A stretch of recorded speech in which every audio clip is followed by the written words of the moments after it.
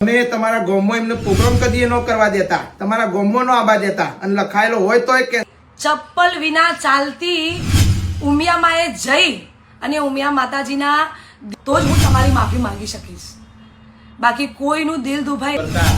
લાખો માણસો એ ડાયરામાં આવેલા હોય છે. નમસ્કાર દર્શક મિત્રો, તમારું સ્વાગત છે અમારા યુટ્યુબ ચેનલ શિવ સ્ટુડિયો ચોરાડમાં. સ્ટેજ ઉપરના ડખા.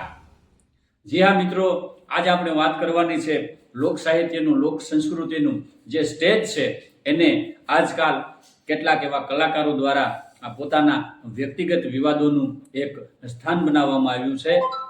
થોડા જ સમય પહેલા બ્રિજરાજદાન ગઢવી અને દેવાજભાઈ ખવડનો જે વિવાદ, એનો હજી અંત નથી આવ્યો. ત્યાં જ દ્વારકાની અંદર ઉજવાતા કલા વારસા મહોત્સવમાં ફરીથી લોકસંગીતના બે ગાયકો વચ્ચેનો વિવાદ જો. જય ઉમિયામાં. આજે હું આખા પાટીદાર સમાજને એક વાત જણાવવા માંગુ છું. આજે હું દ્વારકા ખાતે એક કલાકારોનો અહીંયા સંમેલન હતું, જેમાં દરેક શ્રેષ્ઠ કલાકારોનું સન્માન કરવામાં આવે. આજે હું અહીંયા આવેલો ત્યારે હું જ્યારે સ્ટેજ ઉપર ગયો ત્યાં એક કોક કલાકાર કાજલબેન મેહરિયા કરીને એનું નામ છે, એમને મારે ખૂબ કંઈ પરિચય નથી. કોક વાર કદાચ કોઈ સ્ટેજ ઉપર આપણે મળ્યા છું, પણ અંગત મારે એમને કોઈ પરિચય નથી.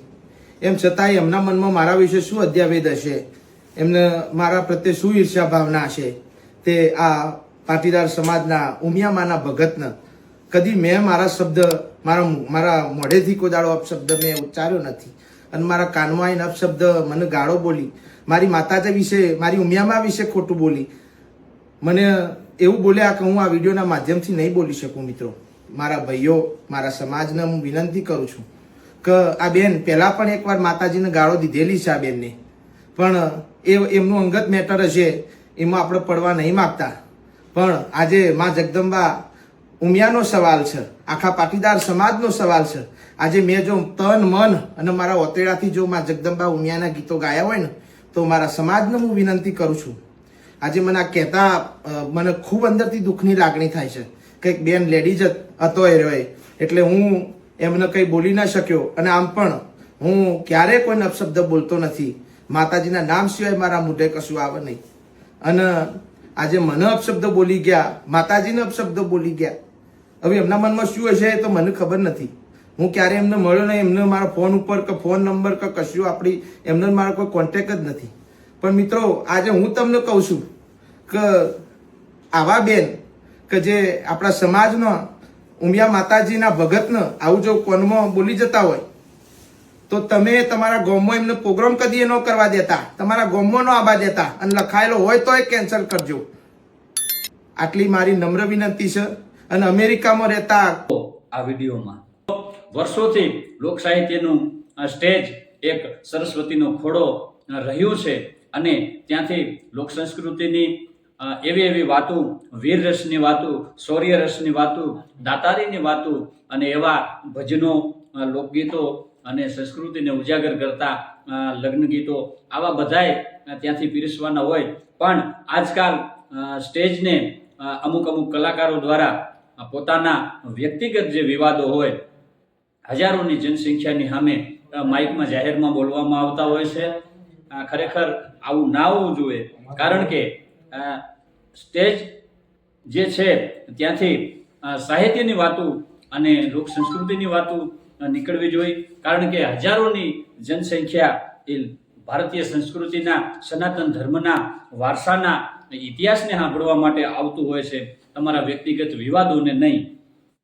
મિત્રો, થોડા સમય પહેલા જ્યારે દ્વારકાની ધરતીની ઉપર કલા મહોત્સવ વારસો અંતર્ગત જે કાર્યક્રમ હતો, તેમાં કાજલ મેહરિયા દ્વારા જે એનું પરફોર્મન્સ કરવામાં આવી રહ્યું હતું, ત્યારે એક ભાઈ દ્વારા એવો આક્ષેપ લગાવવામાં આવ્યો છે કે કાજલબેન માતાજી વિશે અભદ્ર ભાષામાં મારા કાનમાં કંઈક કીધું છે.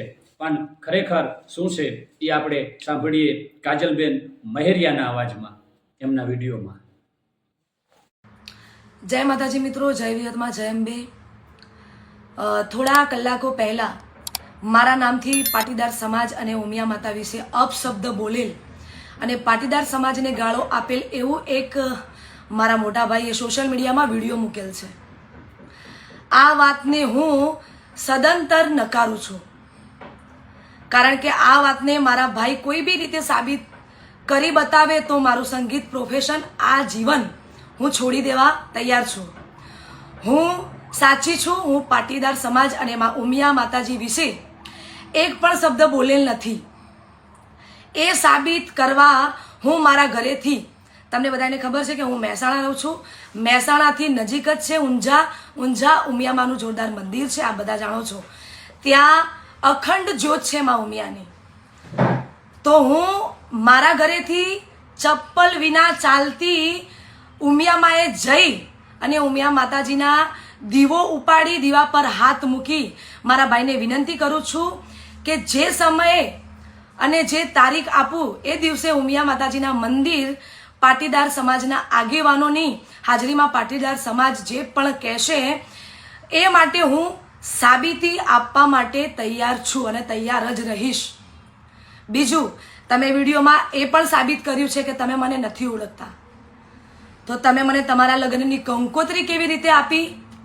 તમારા જન્મદિવસના દિવસે તમે મને ઇન્વાઇટ કેવી રીતે કરી કેક કાપવા માટે? તમે મને નથી જ ઓળખતા તો કંઈ વાંધો નહીં, એ પછીની વાત છે. તમે નથી ઓળખતા કંઈ વાંધો નહીં, પણ એ ભાઈ પણ અત્યારે વિડીયોના માધ્યમથી પાટીદાર સમાજ અને ઉમિયા માતાજી વિશે જે પણ કરે છે તે સાચું સાબિત કરશે. ભાઈ, મોટા ભાઈ, તમે મને સાબિત કરી બતાવજો કે હું આ વસ્તુ બોલી છું. જો હું આ વસ્તુ બોલી હશું તો હું ઉમિયામાએ દીવા પર હાથ મૂકીને કહીશ કે હું આ વસ્તુ નથી બોલી.